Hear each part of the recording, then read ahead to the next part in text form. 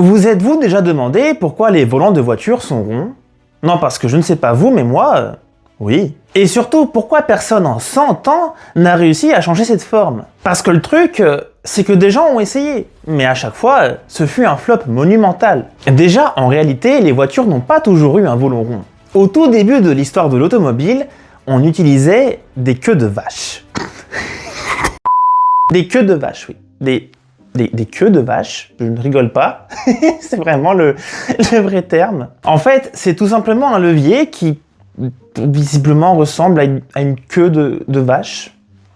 Oui, pourquoi pas, effectivement, de loin peut-être que, je sais pas, il y a peut-être une aire de ressemblance, peut-être. Bon, concrètement, c'était un levier qui était inspiré des gouvernails de bateaux. Parce que, en effet, au tout début de l'histoire de l'automobile, il fallait bien s'inspirer de quelque chose pour pouvoir manœuvrer une voiture. On n'a rien trouvé de mieux à l'époque que de s'inspirer d'un truc qui existe déjà. Sauf que une voiture, c'est pas un bateau. Et en fait, c'est une très mauvaise idée. En effet, à faible vitesse, ça ne pose pas de grands problèmes. Mais dès qu'on commence à aller un peu vite, et le un peu vite en question, c'est pas non plus si vite que ça, ça devient imprécis, difficile à manier et surtout particulièrement accidentogène passé une certaine vitesse. En effet, un coup de trop et ça suffisait pour finir dans le décor, ce qui arrivait d'ailleurs assez fréquemment à l'époque. Mais en 1894, tout change. Lors de la première course automobile de l'histoire, le fameux Paris-Rouen, un Français, Cocorico, Alfred Vacheron, va équiper sa Panhard Levasseur d'un véritable volant circulaire. Et ça peut paraître bête aujourd'hui, mais à l'époque, c'est vraiment révolutionnaire et du jamais vu. Et en plus de cela, cette forme inédite pour l'époque va tout changer. Au point que quelques années plus tard, c'est la majorité des véhicules qui vont sortir de série avec un volant rond, et ce, à partir des années 1900. Mais d'ailleurs, pourquoi rond ?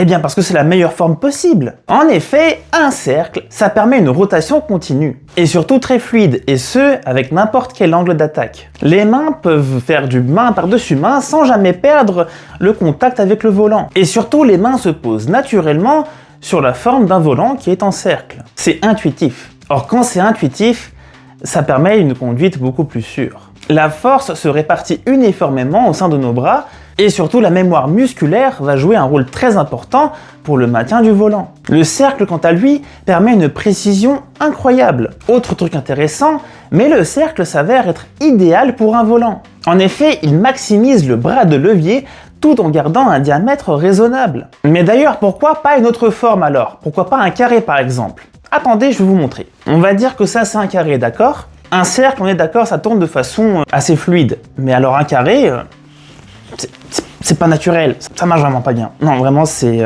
Mes poignets se tordent de toutes les façons, c'est épuisant, et puis surtout, imaginez s'il faut faire une manœuvre rapide, ça marche pas du tout.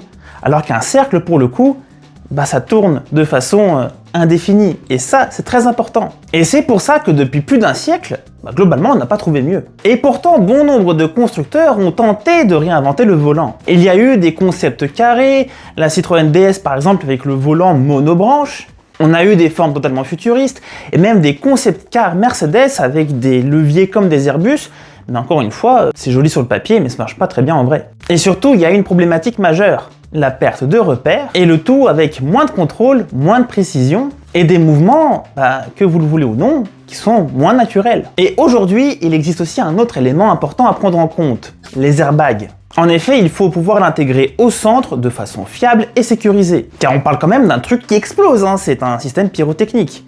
Et il s'avère que le cercle, c'est la meilleure forme pour pouvoir le placer correctement. Et pourtant, je le sens venir déjà en commentaire, vous allez me dire « Mais Anatoly, ça existe déjà les trucs carrés aujourd'hui, on en voit partout avec les Tesla et puis tous les concepts bizarres comme l'Hyper Square de chez Peugeot. » Oui, je suis d'accord, mais enfin, parlons-en sérieusement. Alors, je suis d'accord avec vous, c'est futuriste. En photo, ça peut paraître assez stylé, ça ressemble à un yoke de Boeing 777, ce qu'il y a derrière moi, mais bon, soyons francs, ça ne marche pas. Non, ça ne marche pas. Un parking, c'est un enfer. Les manœuvres, c'est pas naturel. Conduire à une main, oubliez. Oubliez. Et alors que pourtant, mais moi je sais, je vous vois derrière, tout le monde conduit à une main. Comme ça encore? Non mais c'est... Soyons sérieux 2 minutes. Au final, c'est juste joli sur le papier, dans la vraie vie, il y a zéro gain. Et en plus de cela, il paraît que ces volants ont beaucoup de mal à intégrer les airbags correctement, ce qui pourrait d'ailleurs mener à des régulations qui enterrerait définitivement le projet. Et bon, soyons clairs, pour moi ce truc-là est voué à l'échec. En effet, il n'y a aucun monde où ce truc carré bizarre va remplacer un volant rond qui est esthétique, pratique, fiable, qui surtout a su montrer son efficacité depuis plus de 100 ans. En effet, le truc existe depuis plus de 100 ans, il n'y a aucune raison qu'une autre forme puisse remplacer un truc qui est déjà parfait. Mais bon, je suis d'accord avec vous, il y a bien une raison pour laquelle ces volants ronds pourraient disparaître. Et ça, ce n'est pas l'Hyper Square ou un truc qui ressemble à un yoke, c'est un truc beaucoup plus profond. D'ailleurs, la forme n'aurait aucune importance, puisqu'en fait, il n'y aurait plus de volant. Et ça serait avec l'arrivée des voitures 100% autonomes. Et d'ailleurs, on y arrive de plus en plus. Et le jour où les voitures seront complètement autonomes, il n'y aura plus de pédales, plus de boîte de vitesse, plus de volant, vous serez juste un écran devant vous, et vous pourrez vous déplacer en tant que passager. C'est le seul cas de figure où effectivement un volant pourrait disparaître.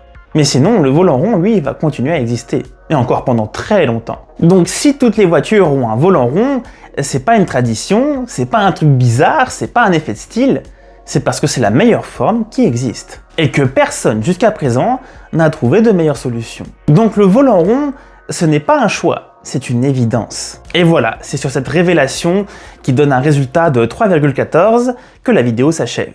Si elle t'a plu, n'hésite pas à laisser un petit commentaire, un petit like aussi, ça fait très plaisir, à partager la vidéo et surtout à t'abonner, ça c'est super important parce que ça permet de soutenir la chaîne. Moi c'était Anatoly et on se retrouve très bientôt.